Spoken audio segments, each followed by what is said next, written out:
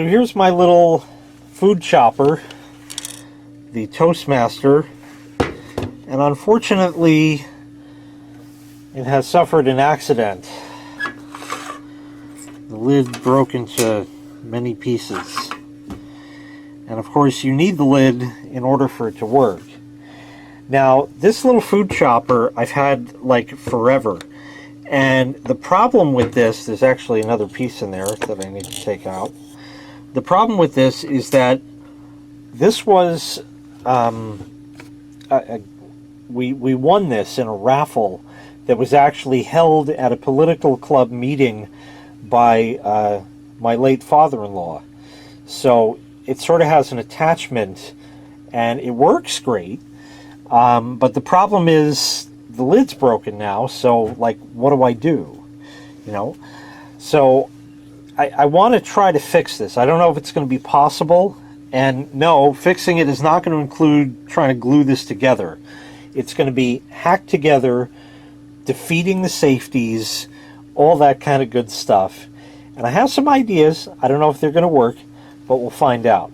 Now in the meantime, I'm like, damn, I use this thing all the time. I put garlic in here. In fact, I had a video on that some time ago. I'll put a clip in right here.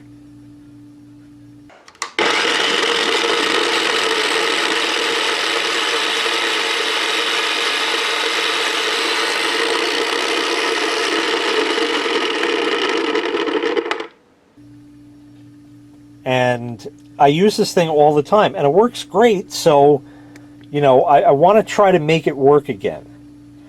But in the meantime, I needed something, so I went and I bought one on Amazon. Your China Special Kitchen Selectives, $9 and some change. Mini chopper. It's a little junky chopper. And yes, I actually bought this. I just needed something. Guess I'm going to need 2 hands. So this is it. It's a little mini food chopper. You know, I don't even know how the thing detaches. There we go. It's cheap. You know, I mean, it's cheap. These are all cheap. But I just needed a little chopper. I mean, I don't need a little chopper, but it's just a lot easier. So let me get this lid back on. And here it goes. Oh, it would help to turn the power on. And get the lid in properly. There we are.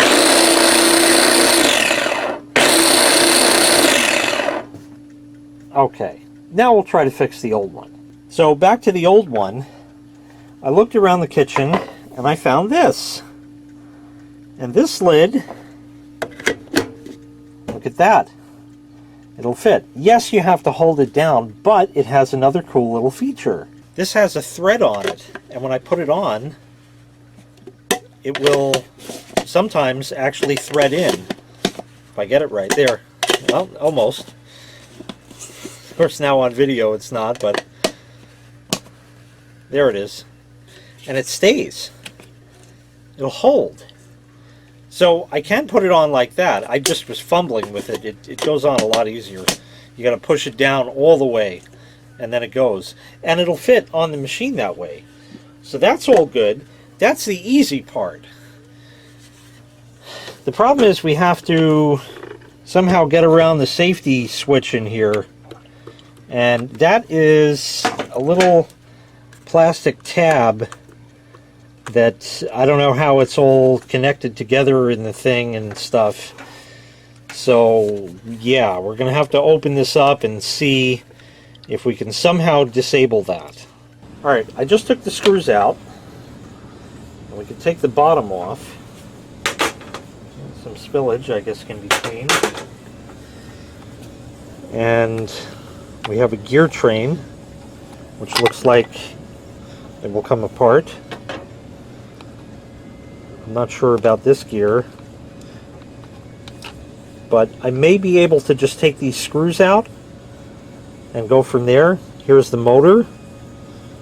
So let me undo everything else that I need to here, and we'll see if I can get it apart further. Well, no luck here, so we're gonna have to go to Plan L. I can't really tell how this, like, it's not like a C-clip or anything, and I can't seem to pry it off, and there's no other, like, circlip or anything there. So I don't know what the deal is with that. So I just put everything back together after spending an inordinate amount of time trying to remount the motor. You had to get it just right. But the gear train is back together. One other thing I noticed, right here, I don't know if the camera makes it out, there actually is a crack.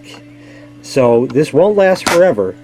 That I know. But it does work and it does run. So what I can do is put the bottom back on. I'll clean it out first, of course. And then we're going to try Plan L, which involves, yeah, you guessed it, hot glue. Alright, I have it back together. I just wanted to check because it was making some strange sounds. Now, this thing never sounded particularly good, but it's gotten increasingly noisy over the... Oh, I've had this thing for, oh, geez, going on like 16 or 17 years now. And like I said, it was from my late father-in-law, and it's got some sentimental value. I got to clean it up, obviously, because I've been working on it. My hands are dirty and that. But I took the opportunity to grease the gears in here. And what a difference that has made. Let me get the little safety out of the way. Much better. It used to sound so much louder.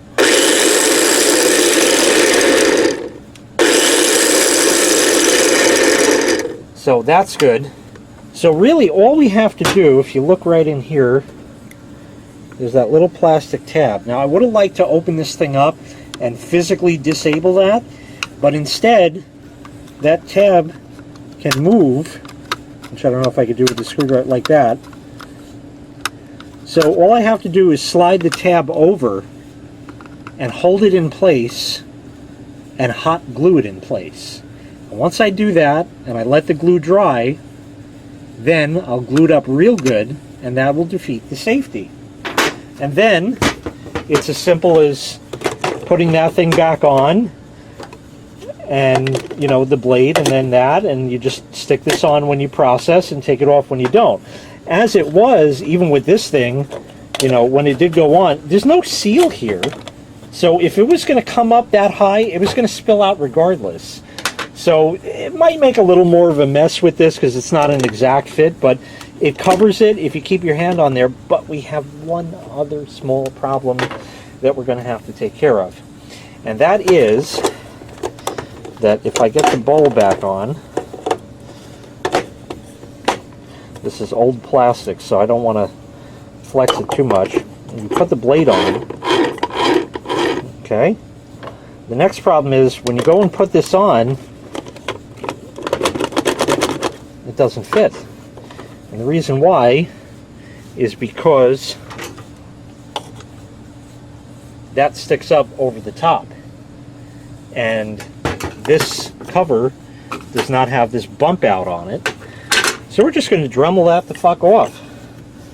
There's all this material here, and if you look inside, it goes all the way through. So I should be able, because of the hole in the center, I should be able to slice off bits of it, and hopefully that'll keep it together. If it doesn't, then I'm not really sure. I don't have to, I think it's all fused together at the top, and I only need to chop off about that much of it. So I'll have to just trim it and try it and trim it and try it, and we'll see. And hopefully that'll do. So if you remember from earlier, the blades were only riveted like in 2 spots, and these are riveted in 4 spots, just to show the quality difference in all those years that they can't even put 2 fucking rivets on to hold the blades there, so they don't go and crack the container, shoot out and into your stomach. They can't even fucking afford 2 little rivets, and we're all risking our lives because of that. But anyway, it's time to fire up the hot glue gun, and then we will go ahead and do that. Alright, I have everything together. I have a screwdriver holding the thing. There's another little plastic bit, so I'm going to glue that one first and then come back and glue that, but I just need to test it, and it works. So we'll unplug that, Still holding that in place. Let me just fold in my little stand, if I can. Almost. Yeah, my finger keeps hitting it there. And we're just going to kind of come in here and just shoot some glue right there. Just to tack it. And now I got to hold this and wait and not move it. Okay, I got it tacked in place, so now we'll just glue here. I'll just fill up the cavity.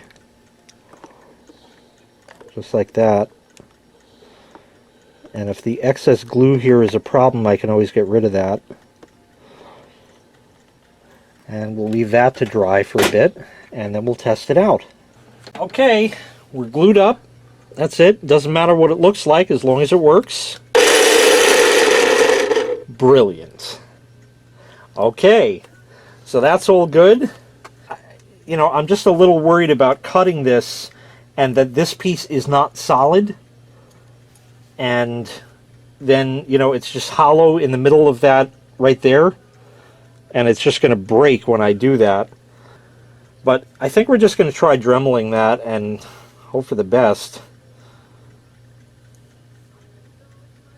Yeah, I think we're just going to cut it. We'll try that. I don't know how much to cut, so I'm just going to cut a little bit.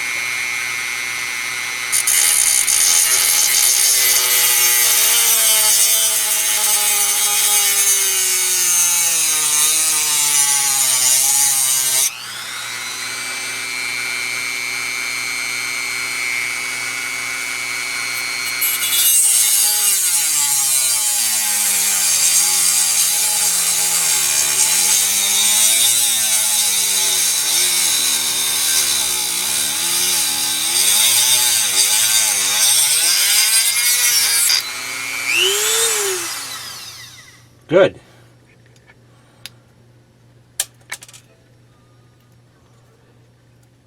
All right. Let me dress that a little bit.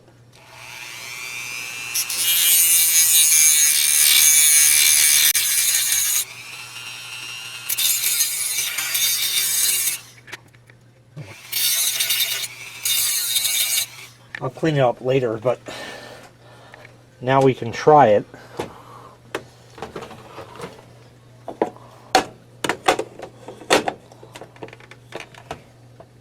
Put that down. There we go. I'll put the blade back on.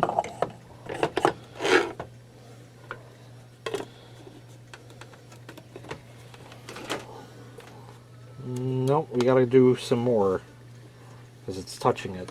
So I gotta just grind it down a little more. So there it is, pretty straight, not too bad, a little off, but close enough. Put it in, installed. If I just put the top on as I would probably normally do, well, this way really, like that, I don't know if the camera gets in there, but it just clears. It just clears, so you can just hold that on there. And, you know, typically when you use this thing, you're going to be using two hands, because you would put the top on and just hold it, because sometimes they have a tendency to kick out, and then it'll disengage the safety and all that stuff. So, and that sounds a lot better than what it used to sound like. But it's there. Now, you know, I'll hold this here just in case.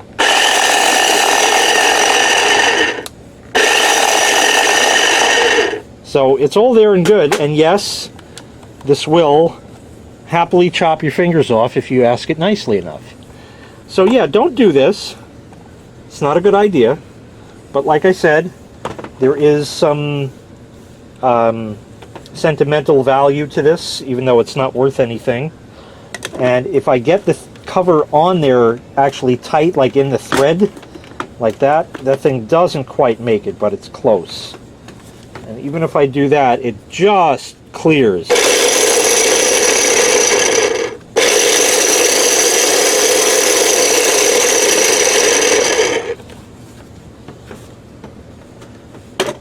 And there you go.